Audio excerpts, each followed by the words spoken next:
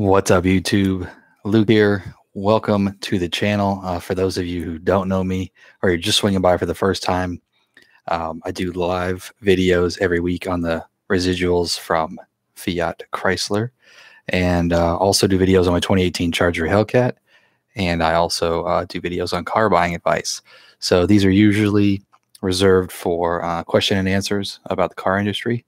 So jump on, ask me some questions. I usually do this on middle of the week or Friday, but since I didn't get a chance to do it this week, I'm just tuning on Sunday and just to say what's up. What's up, Speed Demons? And I think I actually fixed the webcam to where the frame rate will be a little bit better. I just went in and adjusted some manual settings, and I think it's gonna be a little bit better. Can you guys hear me? I was having actually some problems with my mic trying to record video, but it seems like it still works. It just wouldn't pick up on recording the audio. All right, cool. Thanks. Yeah, no problem. So yeah, I mean, a little bit different topic. I mean, I can, if y'all have questions on any of the residuals and stuff, no problem. I can pull it up. But have y'all heard about how the new Dodge Challenger and Charger are supposed to be a mild hybrid?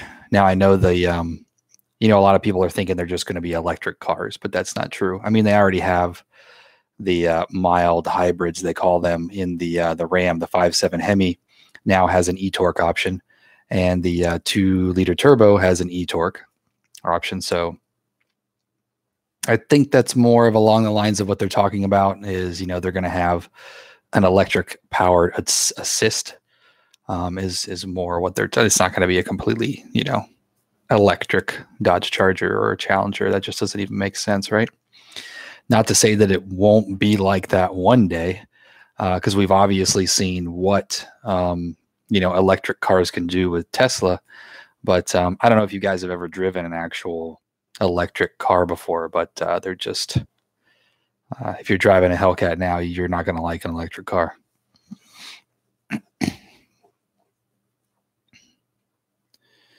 Let's see, I'm going to go over here and read. Yeah, because they're basically saying that, let me see, put over here. Yeah, I mean, and I'll admit that I would like to see them, lose a little bit of weight. And, I'm never opposed to any kind of different powertrains. If they were going to introduce they talked about introducing a turbo 6 as well, like maybe a twin turbo inline 6 or something like that.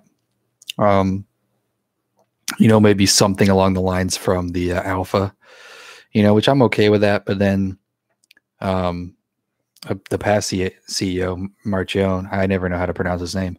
He said no, because that's not what, Dodge is about. And I get that. That doesn't mean you still can't have the Hellcat, supercharged V8, but then the SRT or the Scat Pack series kind of has like a, twin turbo V6 or something in it. You never know where it's going to go.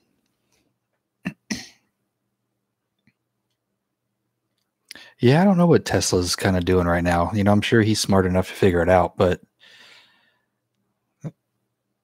I don't really know where the company's going. 13-year-old LX architecture. Yeah. Now, I mean, but the Challengers and Chargers are still doing so well in sales. They might not want to mess up a good thing. I'm going to be really, really interested to see like what they do with the next body style. It's going to be, these have just been such minor refreshes, and I really want to see them take it to the next level, but just not overdo it. Like the Camaro. Ugh.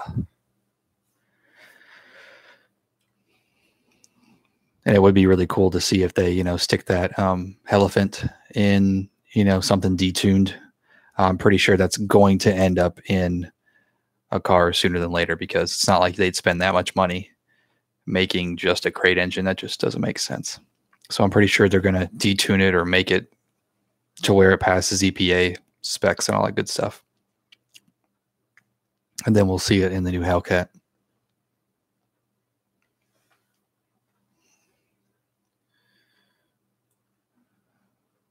All right, well, I'm here for you guys tonight, really. I'm just kind of checking in. This might not be a super long one, depending on how the conversation goes, but I'm just kind of here to chat. You know, the residuals haven't changed, so I don't really need to repeat myself from last time unless somebody really needs to know a number. Then, you know, I'd be more than happy to tell you, but I'm just kind of here to chat or answer questions for a little bit.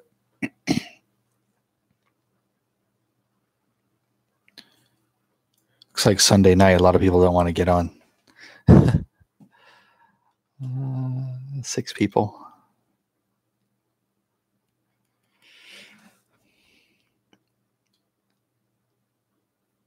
The game is on. Oh, there's a game on.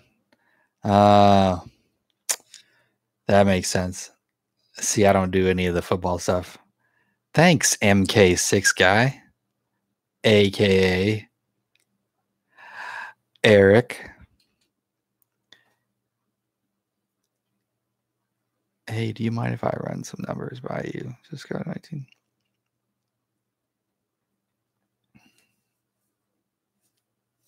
Make sure I got a good deal. Oh, that's probably the worst thing you can do is find out if you got a good deal after the fact, in case you didn't. But yeah, you got my email somewhere.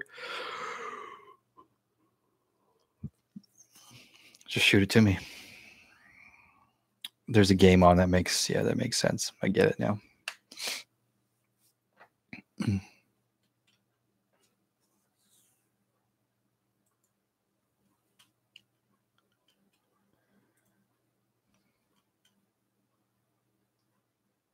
You do have my email then somewhere? Yeah, Pandora's box. Yeah, it's if you that's the thing I always tell people, man. Like, if you've already got the car and you love it, just don't worry too much about the deal, because you're just going to ruin the rest of the experience. It's like it's like, you know, when you're younger or whatever. It's like you found this chick and, you know, you had some relations and then everything was great, and then like a year down the road you found out something, you know, that you probably just didn't want to know. It's kind of like that. Just enjoy it. Just bask in it.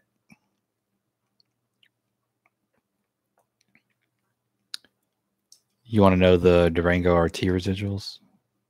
Is that correct?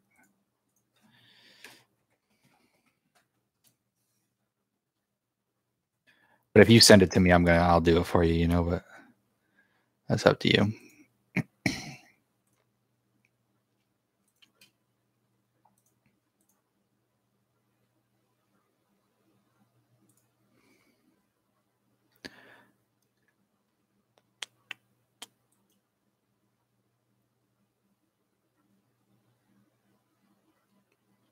I'm trying to pull it up right now. There we go. I wasn't loading it first. Alrighty. I feel like I'm disconnected when I look over that way too much. Here, I'm going to do this.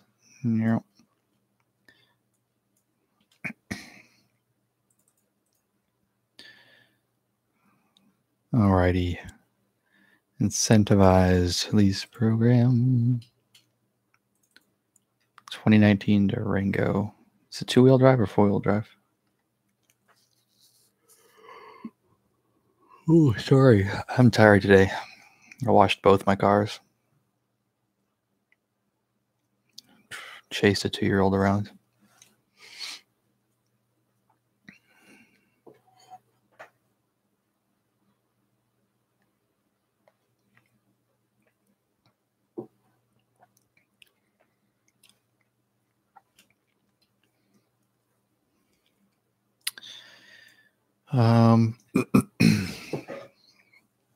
RT, right? Our RT all-wheel drive is 0.00018 and 50% at the 15,000 mile mark. So that's pretty good. It's not bad. I mean, the money doesn't get too much better than that.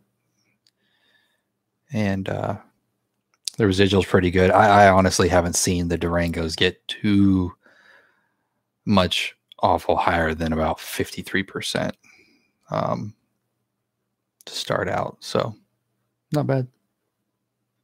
Yeah, today was 10 degrees. Screw that.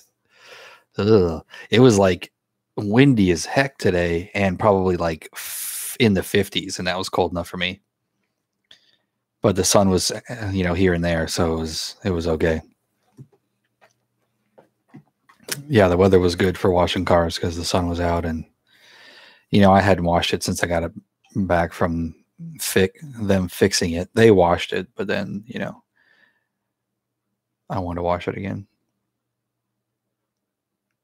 I bet it is in Chicago. And then I wanted to put the Miata under a car cover. So last time I didn't wash it. I just put the car cover over it. And then when I took the car cover off, all the dust and dirt, I guess, just kind of channeled itself and mushed itself into one place, and it looked dirtier than when it was before I put it under the cover. I didn't think to obviously wash it before I did that. I've never owned a car with a car cover that I had to keep outside. So I washed it all up nice and then put it right under the cover. So we'll see what happens next time.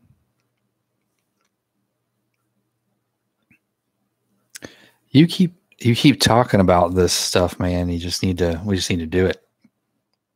We just need to do it. Although I might have some guy who is a subscriber, wants to do a ceramic coat for mention him on the channel, which I'd do a video, of the thing and just mention it if he wants to hook me up. I'm doing a couple quotes for him right now and some challengers. Save us some time, money. So maybe we can just focus on the Miata.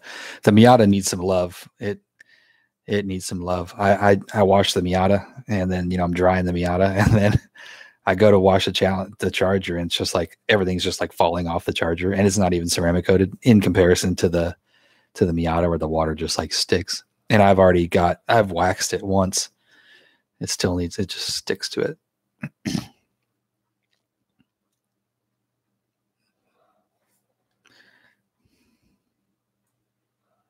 So are you not watching the game then, Eric?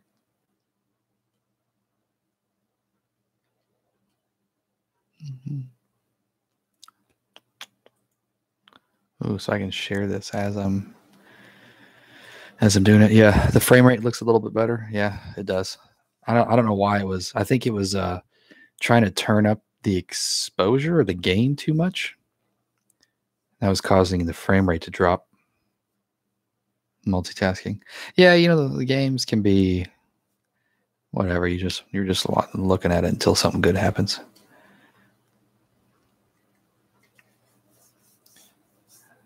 MK6 guy would probably be able to answer that a little bit better than me, but it's probably usually anywhere from, a good one's usually anywhere from probably like 800 to $1,000, I'm sure. Because you have to paint correct it first, which requires basically a polisher about the size like of that to go over the entire car, let alone cleaning the heck out of it first and then doing that. And then you have to apply it. I don't know how many times, if it's just one coat or two or three or whatever, and then it has to cure for like 24 hours usually. So it's quite a bit of a process. It's an all-day thing, and then it has to cure for another day. So it can get pretty costly, but worth it from what I've seen. Not only the protection, but just the ease of cleaning everything too. Yeah.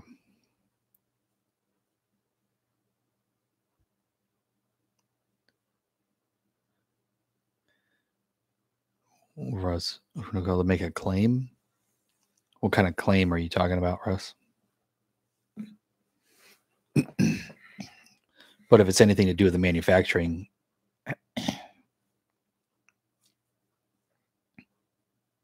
and the dealer won't cooperate with you, then you'd have to go directly to Chrysler, which I honestly don't have that number right off the top of my head.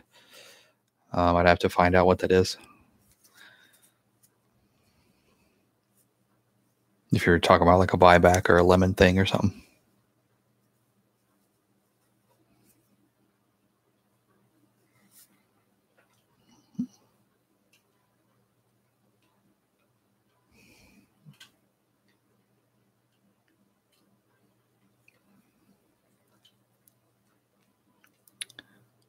I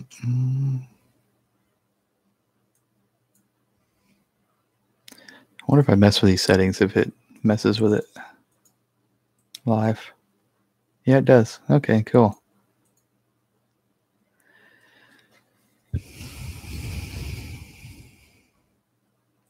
So that means I can go black and white. Oh.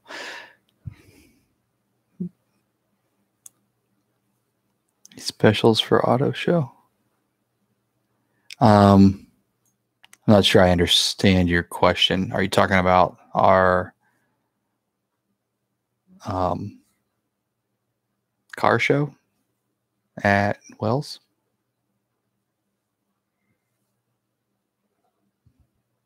Or are you talking about there's like a local auto show? I know sometimes they give rebates and stuff like that for like a local auto show.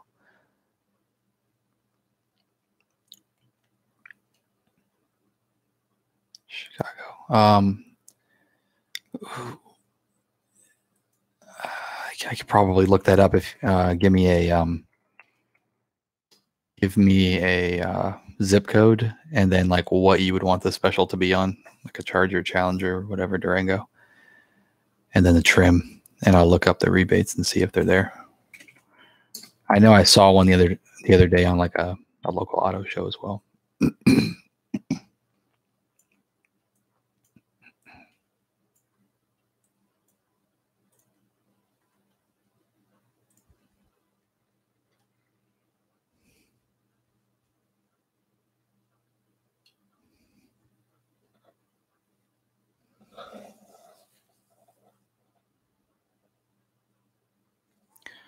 Oh, okay. Is that the video you want me to watch? Yeah, man. I just 60 Challenger Hellcat. Oh, you ain't getting no rebates on a Hellcat, man. There's no specials.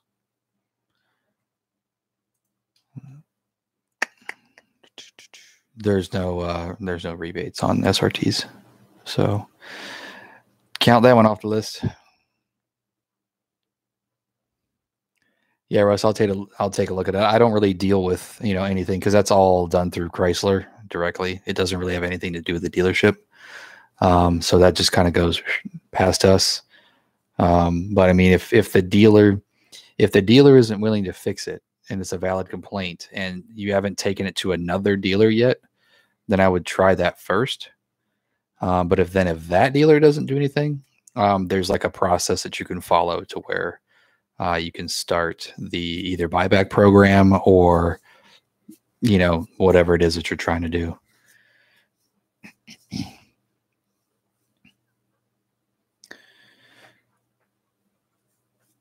Yeah, Jules, I don't see why not, Jules. I mean, because this is like it's the same body style and everything. So I don't see why they wouldn't do the same specials that they did, whenever the new ones are going to come out, especially if, a new body style or something like that is going to come out. I don't see why not. If you keep up with these live streams, I'll be obviously announcing the rates and residuals. And I mean, that's really where you can get the best deals is when you, wait until one's been on a lot for a long time and then catch it where the numbers are good. And then just, that's the way to get the steals. Of course, everything has to come together perfectly for one of those, but it can happen. Cool.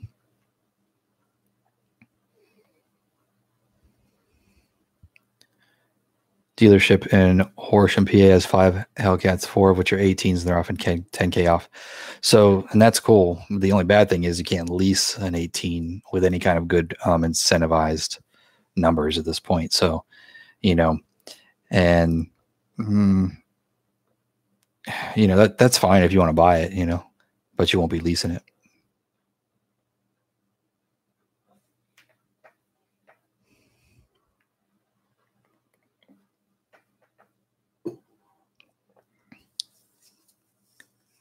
So thanks people. Yeah, no problem, man.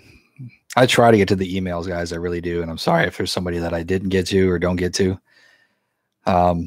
Mondays are the worst too. So I get a bunch of, I get a bunch over the weekend, but I also get a bunch of leads from my actual job over the weekend. And I come in Monday morning and I'm just like overloaded. So sometimes I don't even get to touch emails Monday.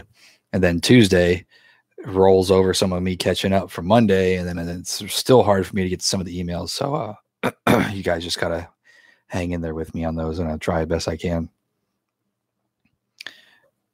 Wrangler numbers. What happened to the truck, man? Wranglers do lease good though. So if you're considering changing it up, Wranglers are good too. Wranglers are good. They've got stupid residual values. Well, they're the king of residual values, I'll do it just because I got nothing better to do.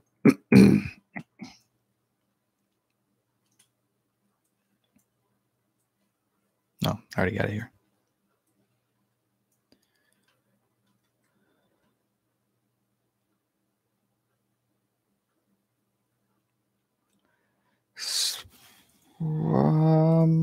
Squeaking noise.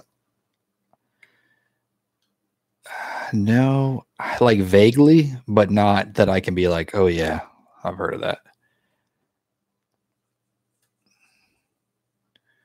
I do know this though, that some dealers will they don't get paid as much on doing warranty jobs, which is a shame how they do this. But if they can get out of doing a warranty job some way, they probably will, especially if there's a lot of diagnostic involved, because they don't get paid for the diagnostic. They only get paid for the job. And they only get paid whatever Chrysler tells them to get paid. So if that job ends up being a paid half-an-hour job, but literally in the real world, it takes 2 hours to do it, well, they're only getting paid for half an hour's worth of work. So it's actually a really crappy situation there. So if they think they're chasing they're on a wild goose chase or something, they might not want to do it. I take it to another dealer. That's the first thing you would always do. Any kind of certain trim on that Jeep there, Gio? Oops. Sorry about that if I just hit the mic.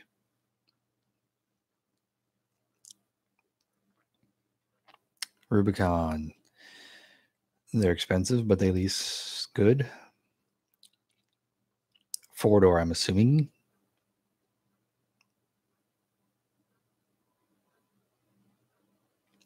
So there's 60 there. Well, now hang on. It's funny, Rubicon's the lowest. Still good though. It's 61%. We were going with 12K, so it was 63% on a Rubicon for the residual, no acquisition fee, except it's a standard rate. Funny thing, a Sport, okay, get this, a Sport and a Sport S, a regular Sport is 70% residual, and a Sport S is 67% residual. That's just crazy. So if we go into standard lease program, the money factor on it, now you'd be tier 2, which is 0.00294. So the money factor is always higher on the Wranglers, but the residual usually completely makes up for it. But I mean, I could run numbers for you tomorrow if you want to.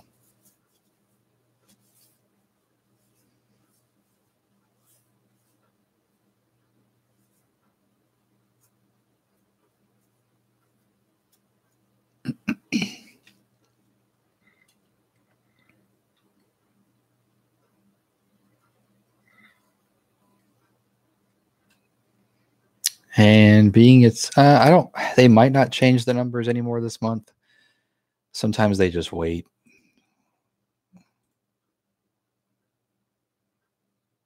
Usually they might, like change them a couple times at the beginning of the month, but usually like near the end of the month, they might just keep them the same.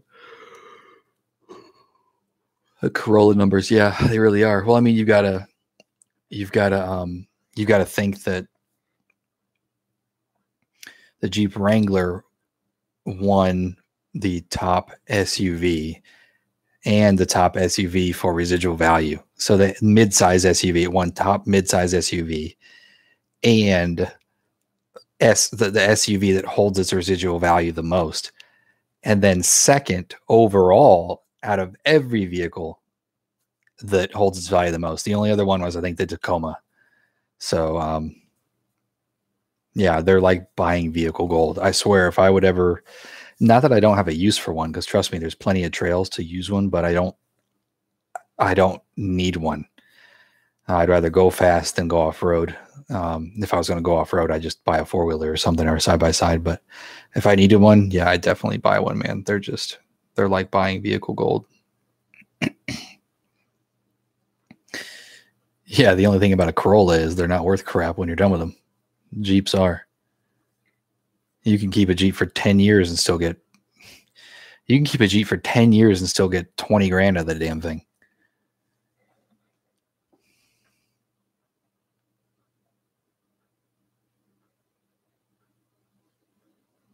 Oh yeah, I don't know if it'll let you.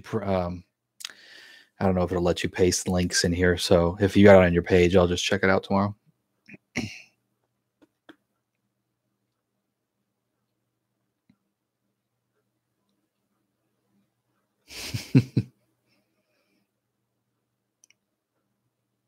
Nah, it's all good.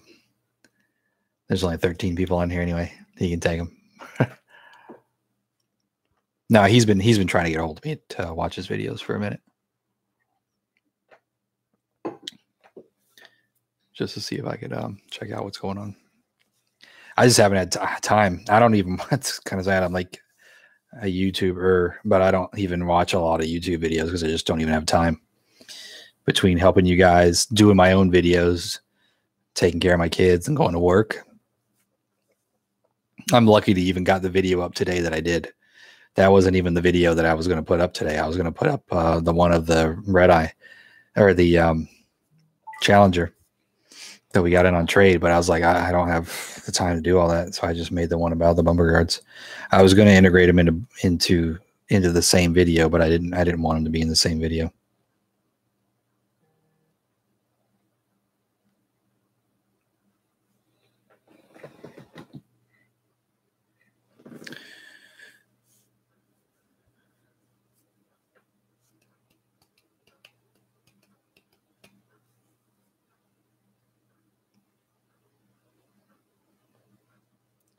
Not to get off topic, but was at a dealership today, and they said the Charger will be available with a Hemi and all-wheel drive. I mean, the platform has at one point, so I don't see why that's not a possibility. I mean, they already did it in the Challenger, but I mean, I haven't heard of anything. I can just check my order system and see if it's in there. Oh, excuse me.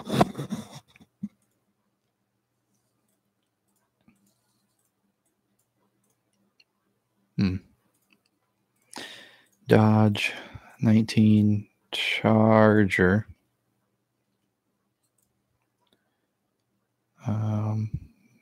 The only all-wheel drives are SXTs.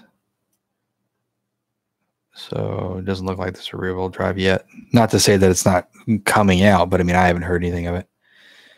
So far, just the V6. You know, they had a Hemi all-wheel drive 300. So, I mean, it's the same thing, but it's not like they couldn't do it. What they need to hurry up freaking do is make an all-wheel drive freaking Hellcat. Jeez. Charger or Challenger.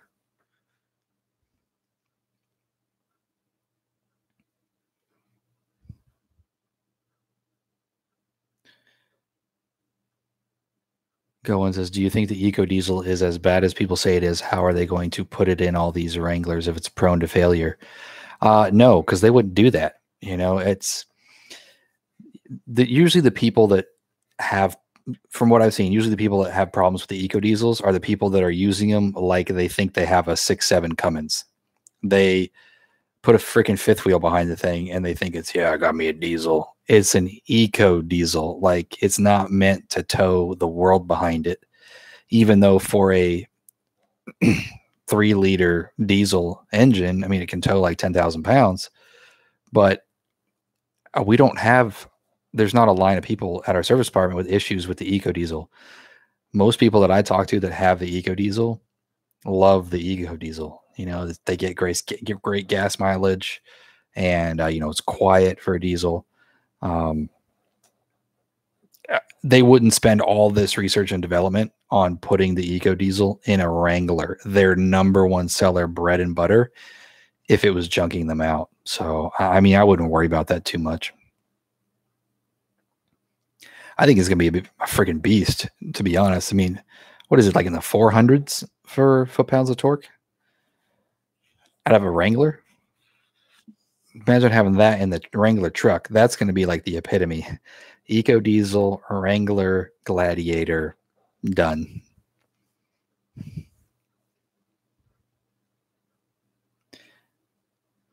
GT500.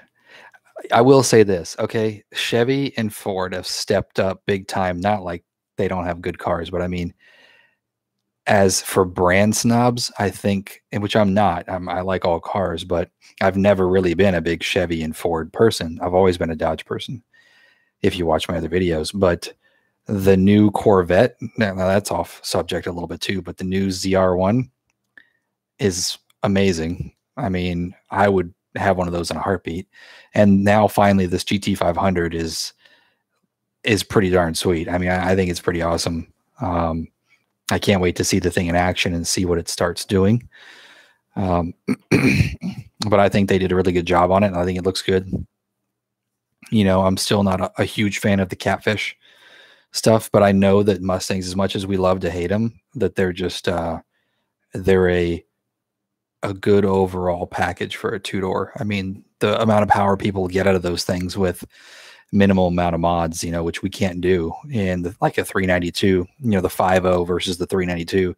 You can take a 5.0 and boost it or do whatever you need to, you know, to it, and just it holds up and produces horsepower, which the 392 doesn't really do that. So I don't know, I think the GT500 is pretty cool.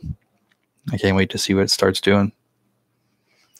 Yeah, I mean, the thing is, Giovanni, there already is Hellcat all-wheel drive, so it's like, why can't they just put it into a Charger or Challenger? It's like they have everything there. Of course, another thing that ticks me off is they don't have a Charger that's manual. It's like they've sold so well, and I wonder if half the reason the Challengers outsell the Chargers is because they have a standard option for a manual transmission. I wish they would make a manual Charger. I've said this before in my videos or on my live streams, but if they made a freaking Magnum that came back all-wheel drive, Hellcat, stick, done. I'm done. Put a fork in me. Bought another Wrangler thinking about the Hellcat, but the rear-wheel drive in the Northeast winters scripts covered me. Yeah, I would too, because in dry-ass Florida heat, it scares the heck out of me.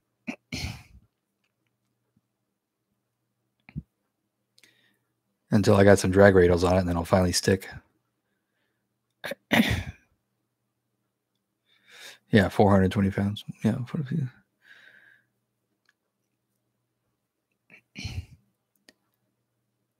Yep, forget the Wrangler from me. Why is that? Why are we forgetting the Wrangler?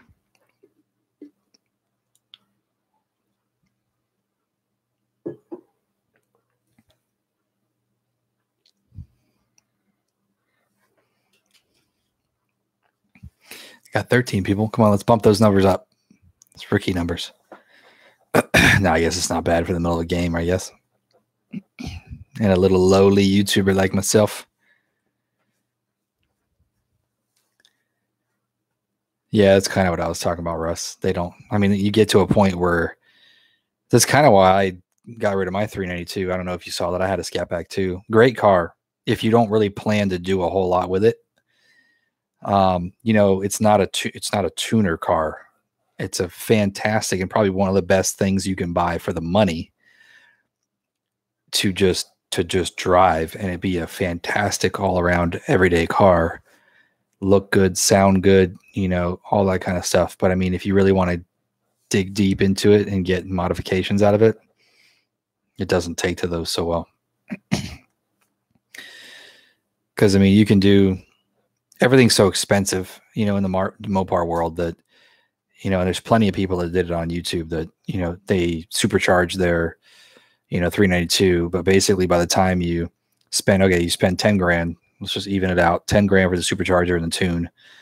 And now you're pushing the limits of not only the engine, but the transmission, because it's not the HP 90. So, okay, now you get an HP 90. That's 4 grand, 5 grand maybe. Okay, now you've got to build the bottom end. Another 10 grand probably, you know, to get it done right. And then tuning it and all that kind of stuff. You know, you're basically spending about 20 grand to make something what you could have just got a Hellcat for, basically. Even if you bought a used Hellcat at this point, you know, shoot, 50 grand or less can get you one. And then start modding. Because those, at least it's got boost already in it.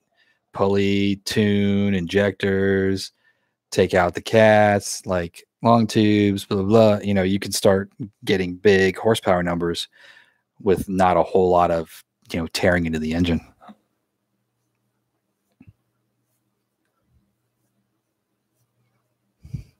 Oh yeah, forget the Wrangler if the Magnum comes back. I don't know why they don't do wagons more in the States, man. Pisses me off because they've got all the cool wagons overseas.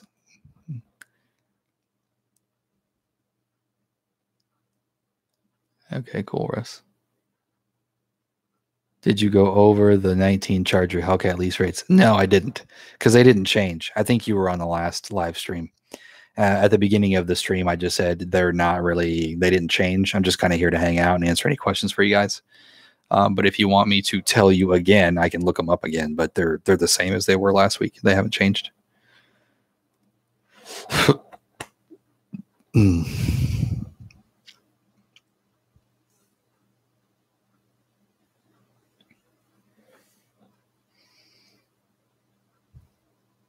Well, you know, and that's honestly, it's the trouble with YouTube, you know, it's why you might see me not doing as many videos on my Hellcat, because there's a bunch of people doing videos with Hellcats. You know, I'm trying to offer something that isn't as popular as other people. And I think that's the key. And that's what's really hard, especially in the car YouTube world, you know, so, and it all comes down to the quality of your content and the, you know, how you present yourself and everything. I haven't watched any of your videos, so I can't attest to anything like that, but it's tough. You know, I got lucky with how I pay $500 a month for a Hellcat video, and that's what kind of brought me up subscribers. So I'm just trying to carry on with what I'm doing, trying to help people, and hopefully that will gain me my, you know, subscriber base, and maybe I can keep a good thing going.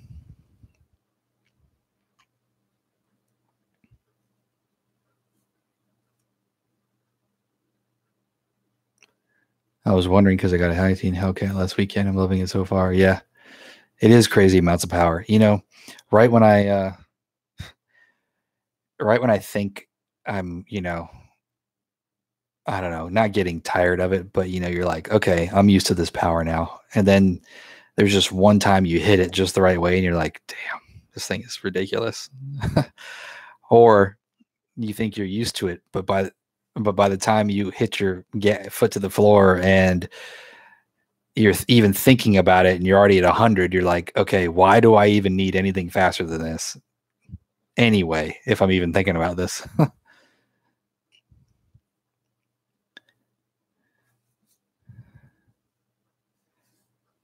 I see a lot of people with them. This is a key difference. How much horsepower do you get in the Hellcat Eco mode? It is 500.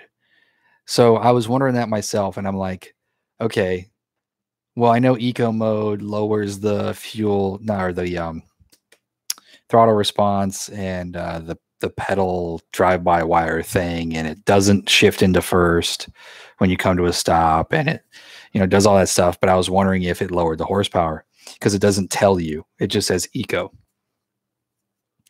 And when I go to pass and stuff, I'm like, it kind of feels like it's slower or not using all, but it was a hot day and I wasn't sure about that. And I forget what I did, but I kind of tricked the menus into telling me.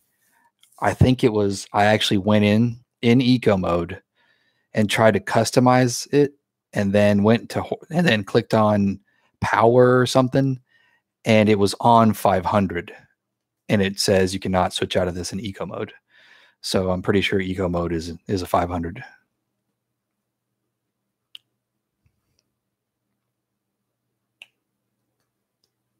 Yeah, thanks, Russ.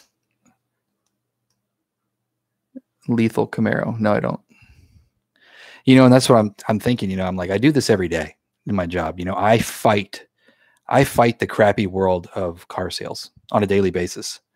And there's nothing that I wouldn't tell you guys here on this channel that I don't do every day to people that are trying to buy cars from me. You know, I get, okay, well, you're selling this car and this person has it for $3,000 cheaper. Why are you guys so high? Well, I just literally just dealt with 2 of these on Saturday when I was working. I went to their website. This is actually, we literally ended up having the exact same car, except it was a different color. It was a Dodge Journey. And they were about $3,000, $3,000 to $4,000 higher than, or we were seemed $4,000, $3,000 to $4,000 higher. Well, you went to their website. Okay. They had their price listed there. It was 20 grand or something. Ours was almost 24. And it looks all hunky dory, right? Well, that's all you see is the big price. You scroll down in there, not even the fine print, kind of in the description, they were using Chrysler Capital money, which means you have to finance with Chrysler Capital, which was $750. And then there was a subprime bonus, which means you have to be below 620 credit score, which was another $500. And then if you scrolled all the way to the bottom where the fine print was, they had an $899 dealer fee, and they had a $199 document fee, and they had they were including like one more finance assist. So it's like, I think that was what it was. But anyways, like another grand. Anyway, you literally totaled up all of the BS that you didn't qualify for or they're going to stack on. And we ended up being $48 cheaper on our first like legit price, you know, like, so it's not all what it seems to be. And I go over this in my video of literally the first video that I made about car buying. It was called New Car Prices Are Fake. And I go over this entire thing. And I mean, it's something I have to fight with on a daily basis. And it sucks that it's come to that, but that's what it is. Patriots won. Oh, hey, sorry, man. I don't know nothing about the sports stuff, so I don't get into it. Can never count them out. Oh, y'all are talking about sports now. Don't do that on my channel. I'm just kidding. Y'all gonna be yes, but I am not gonna be able to join in.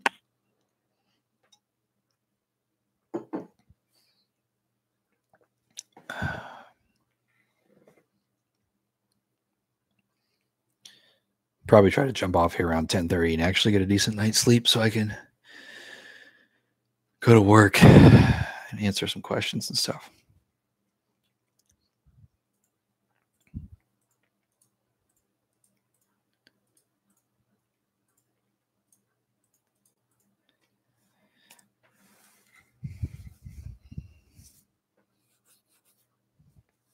Anyway, I appreciate everybody that's here already. And, you know, if you don't tell your friends or share the channel with your friends, you know, go ahead and do that.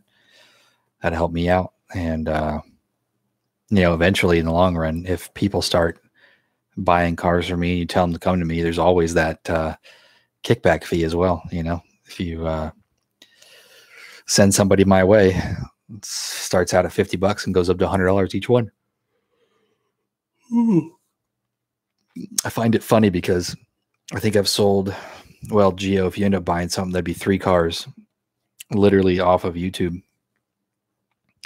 And, you know, my manager was giving me crap at one point, you know, because I was spending a lot of time and energy on this, getting it going.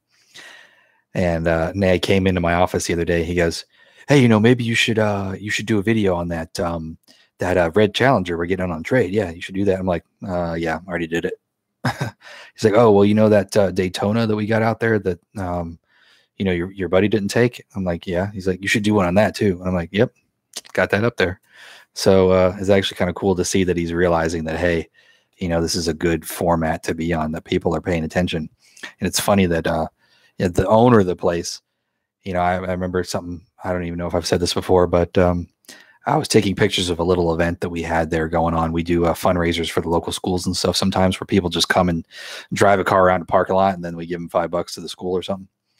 And I was taking pictures of it to put on Facebook to, maybe get a few more people to come down or whatever. And he goes, do people even look at Facebook? And I'm like, you have no idea. Like literally everybody that's like holding a phone is probably looking at Facebook.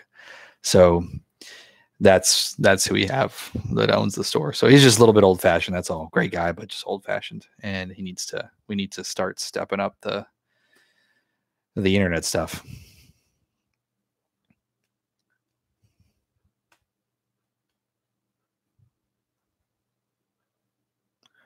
President's Day sale. Yeah, I'm sure they're going to have something going on for President's Day sale. Probably usually they just switch around the rebates, where they might have had a, what do they have? New Year's sale, extra $500 rebates. Well, now they're going to change to the President's Day sale, drop the New Year's sale, and just have a President's Day rebate, and it'll be the same money.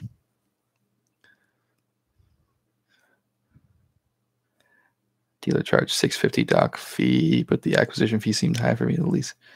$11.95. Oh, I'm not supposed to tell you this because you already bought it. Sounds great. Have you been watching my videos? If you watched any of my videos, an acquisition fee is never over $8.95.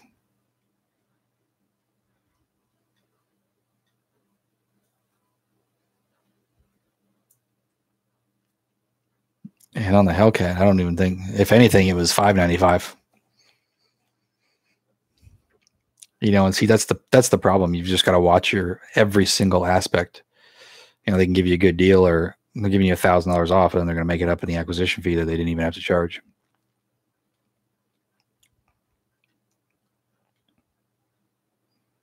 I mean, like I said, as long as it's in your budget and you can afford it and you're enjoying it, that's all that matters.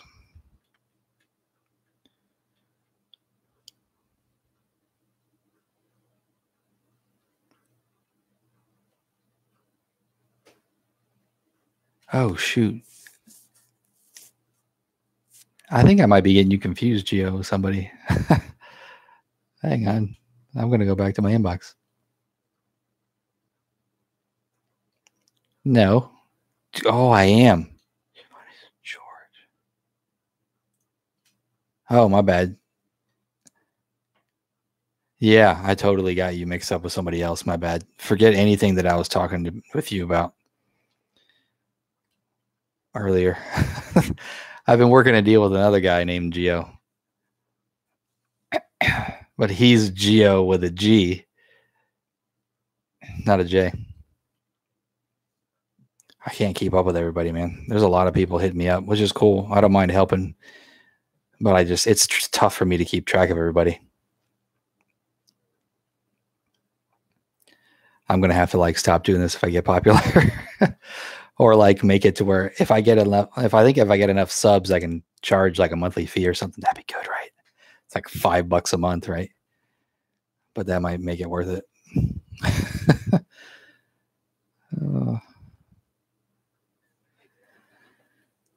Yeah, did they charge you the overage? Yeah, actually, I think it was 50 cents, but I think it just went down to 40.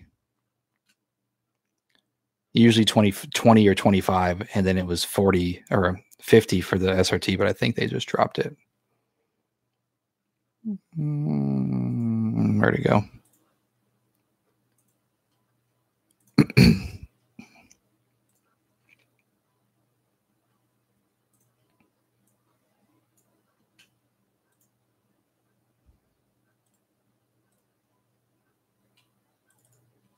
Yeah. Oh, wait.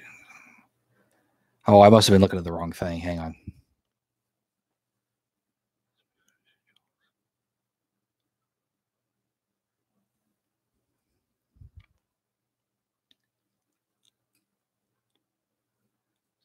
Yeah, 40 cents. It did go down. Yeah, now it's 20 cents on a regular lease and 40 cents a mile on an SRT.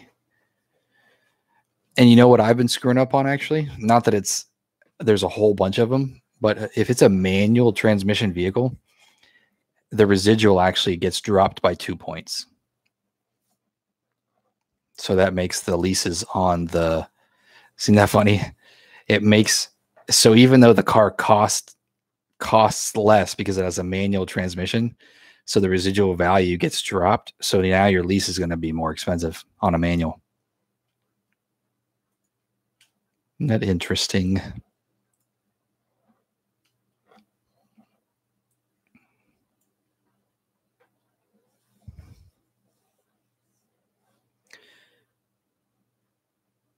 Okay. So that's due at the point when you return the car. Yeah. Yeah. What they do is if you turn in the car instead of just trading it in, which, if you watch my other videos, you'll know whether or not to do that. If you do just drop it, basically give them the keys, that kind of thing, an inspector is going to come out, and that's when they're going to get all that. It's not the dealer. A lot of people think it's the dealer, but the inspector is actually going to come out and they're going to look at the mileage, look at any kind of damage, look at the tire wear, blah, blah, blah, blah, blah. And then they're going to send you that bill if there is any. If you haven't watched my other videos on leasing, you need to look at the market before you just turn it in, because if your car is worth a little bit more or even close to what basically though you could buy it for, you might just want to buy it and then try and trade it in if it works out for you, because then you can get out of the mileage. Because when you buy it at the end of the lease, it doesn't matter what you're over, So if you go over a lot, like let's say your whole life changed and you went over like 10,000 miles, well, usually you just buy it and then trade it in to another dealer or something.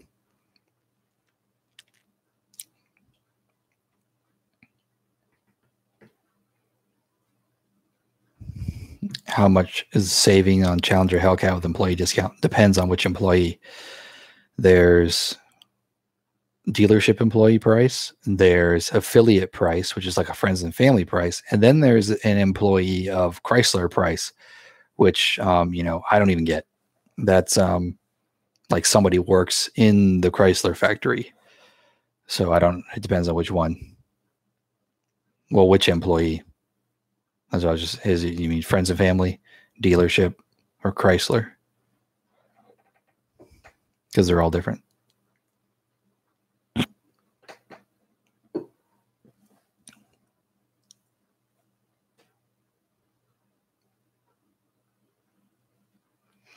Family's 1% under invoice. So depending on the Hellcat, the wide bodies have a lot of markup, so that could be quite a big difference. But it's what's up, Frankie? So it's 1% under invoice. Depending on the price of the vehicle, there's more gap between invoice and MSRP. So I kind of have to know, like, to give you an actual, this is the price, I'd have to know what build it is and what MSRP it is, or if you have a VIN number, I could just tell you what it is because I can look it up.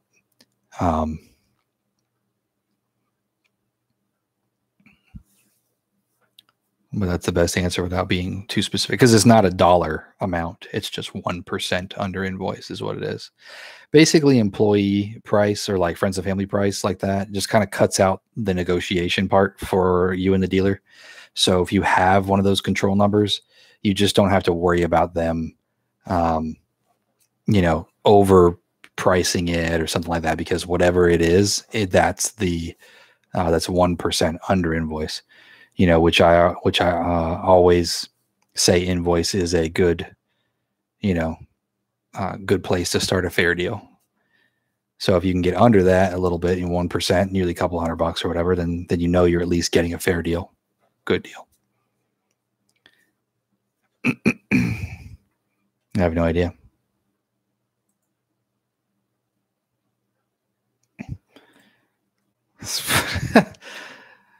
I put him in timeout. That's funny. I put my 2-year-old in timeout, buddy. Okay.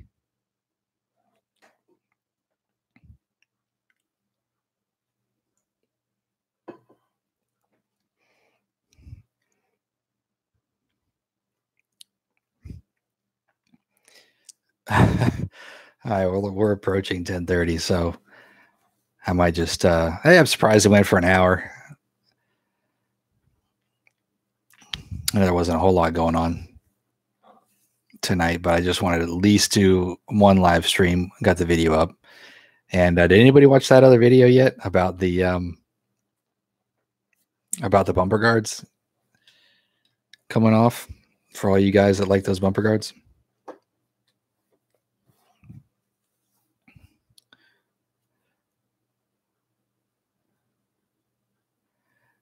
Yeah, about your car. It didn't. I forgot to put a picture of them cleaned up, but yeah, I pretty much was able to get it all off. The driver's side probably could use just a little bit more work, but I just wanted to hurry up and get out there and do the video, so I didn't spend like all day on trying to get it off. But it was rough, man. I would not keep those things on. Not that I would anyway, because I think yellow on the front of a car that is not yellow doesn't make sense. I mean, unless you like dress yourself in blue and then wear, a pink hat or something, slightly different. But I don't get it. The awkwardness with my neighbor, I don't think is ever going to go away, man. I washed both my cars today, and I was just out there going I was like hoping they weren't going to come outside. And legit, there's been mornings where I'm getting up to go to work, and they're coming out, like loading their kids into the car, and then I dip back in my house thinking I forgot something, because I just don't even want to go out there and look at them. It's terrible, right? I didn't even do anything yet. Matter of fact, I'm the one who was violated and basically crapped upon, and yet now I have to feel that way and screw with my life, man. I don't know. It sucks. It really does.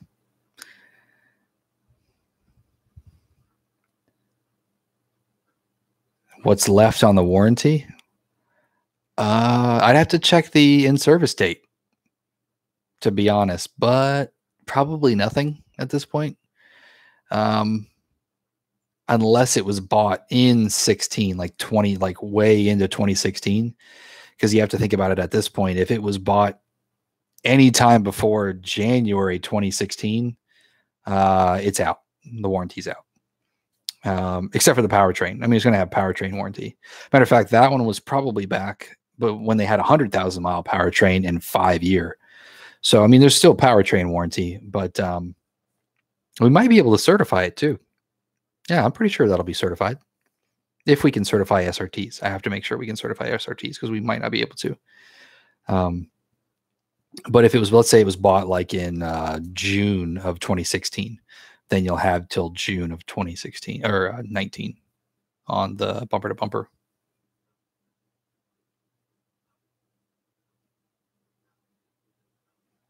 Yeah, I mean, let me tell you, that's a clean car. I don't think I've ever seen a car that's almost 3 years old look that new.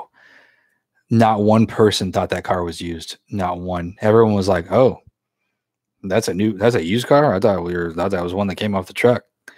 And I mean, you get in it and look around. I mean, he legit just didn't drive it. I mean, he said his right after he got it, his knee messed up, so he couldn't really drive it that much with his knee messed up with the clutch.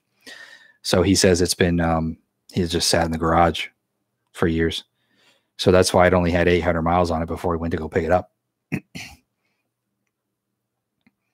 I mean, when you think about that, it's it's hard. It hasn't even got through some of its break-in periods, So I mean, it's like a mint car for right around 50 G's to get a super clean Hellcat. I mean, the interior, there's just nothing. I mean, it looks brand new. So we got a little cream puff, as we call it in the car world.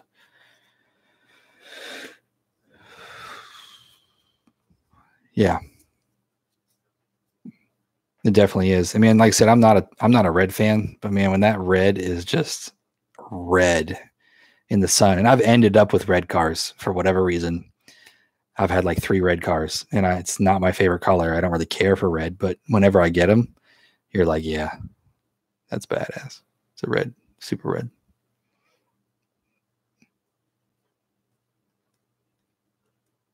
Yeah, it's nice, man. And of course, seeing it in person is so much better. And that sepia interior is really classy looking.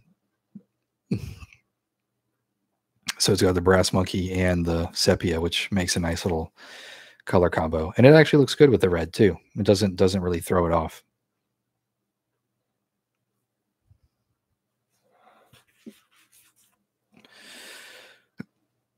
Oh man.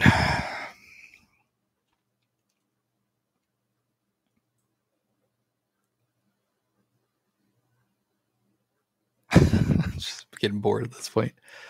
All right. There we go. All right. Okay. That's better. Contrast.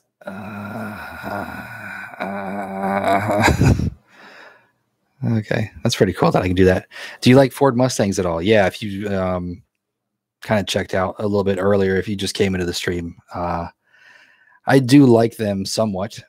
The new Shelby GT500 has been my favorite one so far, because I've really never been that much of a Ford Mustang guy. Like I've always liked 4-doors is my problem. So I've had SRT4s, I've had Eagle Talon TSIs, I've had Darts, and then the Chargers, and I've always liked the convenience of having 4 doors.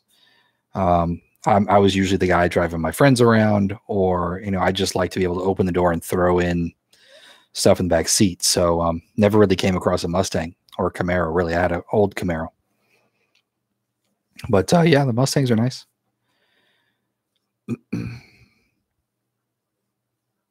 My buddy had, matter of fact, we just got one in on trade. My best friend just traded in his Mustang 5.0 2011 for a Jeep Wrangler. And it's a nice ride, so we have that one available too.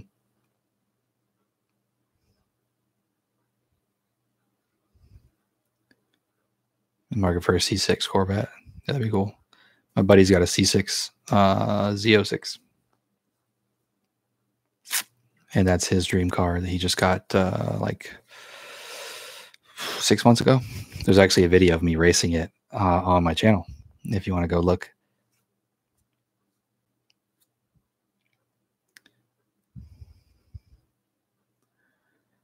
I like the ride. The only issue I have is really the car with stupid knob for a shifter. Other than that, it's badass. Yeah. We've got stupid knobs in our cars and trucks. You get in, you click, shift it, and forget about it. You won't care once you start pushing the gas and driving it around, I'm sure. Is now the time to buy a 392 Charger since it's winter and it's cheap deals? Depends. Are you trying to buy it or lease it? Because if you're buying, yeah, you would definitely want to go out there and look for some 2018s that have been sitting on a lot for a while, which I can help you find if you want. But if you're leasing, then that's a different story right now. They're not leasing the greatest, unless it's a Charger. The Challengers don't really have great numbers on them. My God, what I consider a CTSV wagon and manual. If you only knew, man, I was hardcore on getting a CTSV wagon manual before I got my Hellcat. There was a couple cars that I wanted before I got my Hellcat. A CTSV wagon, the Hellcat Stinger all-wheel drive, and the Audi S7, or maybe an RS6, whatever I could afford that was around 50 grand. So with the wagon, love it. It's just older now. Like the tech in it is not the greatest. and I wasn't sure if I was going to like driving a manual around for a daily driver all the time, which I've done my entire life. So I don't know why I wouldn't be okay with it. But I think the biggest thing about the CTSV wagon is it was still expensive. It was still so expensive, and it was going to be old tech. And I mean, because you can't lease them or anything like that. So I mean, I'm going to be buying it, and the one that I would want obviously would be something I was going to keep for a long time. And they're still 50 grand, so that payment on 50 grand was, a lot of money. So I kind of went past that for a little bit and put it on the back burner. And then it came down to the Hellcat, the Stinger, and one of the Audis.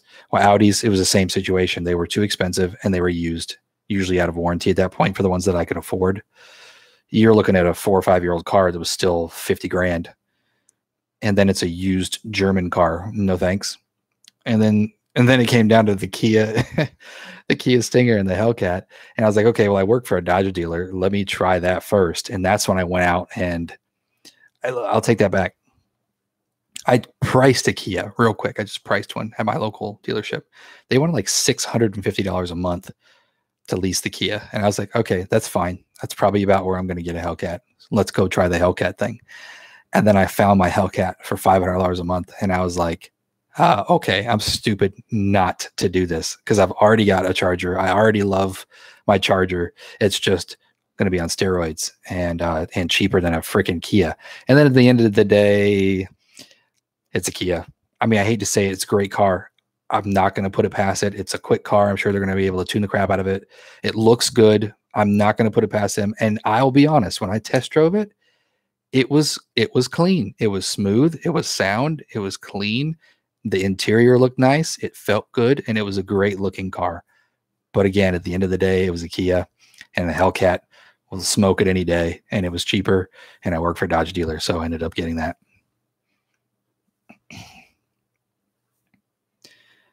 Yeah, I mean, I just absolutely still love the CTSV wagons, though, man. It was legit like a big dream car for me for a really, really long time, just because I love wagons.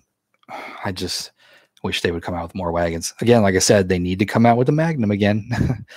A Magnum in a stick. I'd even take it in an all-wheel drive 426. I'd be fine. If they end up building the bottom end in that 426 to where, because you got to think they already have the boosted version of a 426. They came right off the top with that 426 being boosted. So the internals are built, right?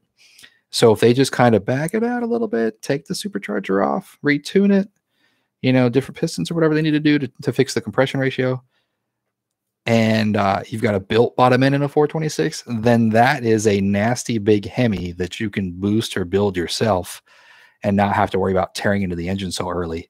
I would take that in a heartbeat, and it would have insane torque.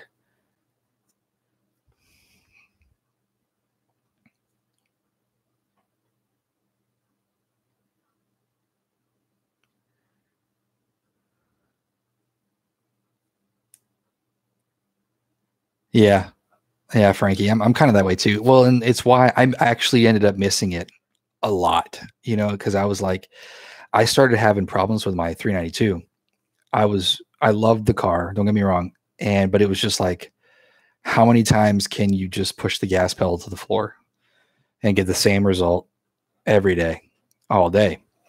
And I was like, man, I really miss driving my cars because it's what I do. I drove a stick my whole life. I miss having that connection with the car and driving it. And that's when the Miata came into play. And I ended up getting that, not the Miata I have now, but a cheaper Miata. If you watch the video, you saw the little red one, just so I could get out there and just bang gears, and it brought it back. I loved it.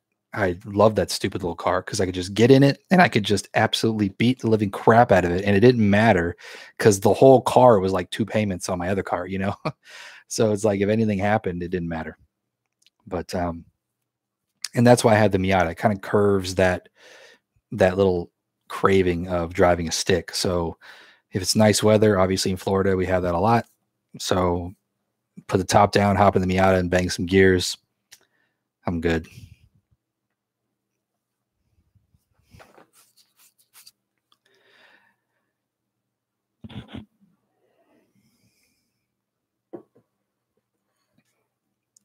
Yeah.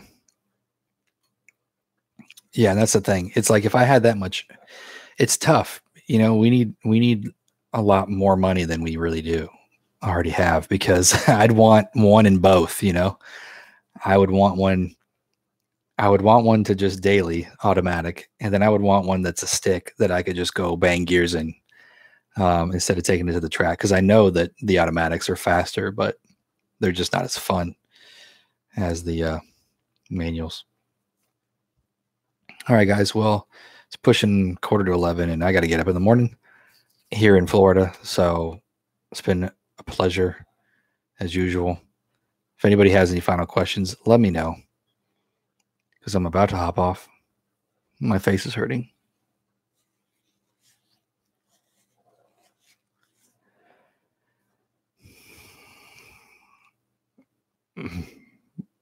Yep.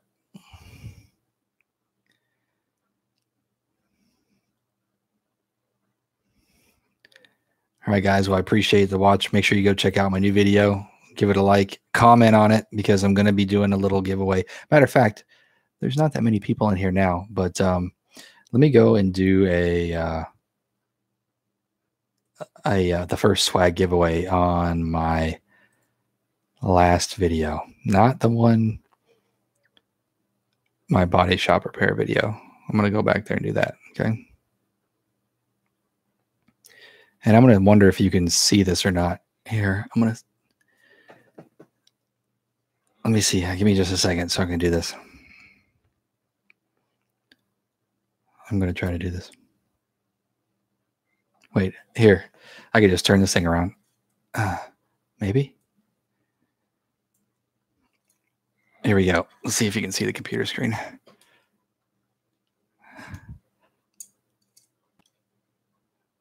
All right, you guys can see that, right?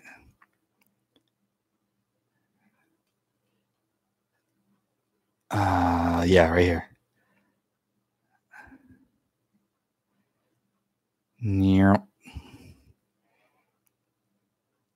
Where did it go? There it is. Okay, so I'm going to do a pick a winner. It says pick a winner here from the comments, if you can see that. It says running a contest on that video. Click the button below to pick a random commenter. Ronnie Valdez, congratulations. That dude's like, you're like the first one that commented on a couple of videos, so that's cool. Anyway, so Ronnie, I'm going to be getting some swag stuff later this month. We put in a big order every month, and I'm just going to be getting a bunch of stuff and start giving them away on every one of my videos.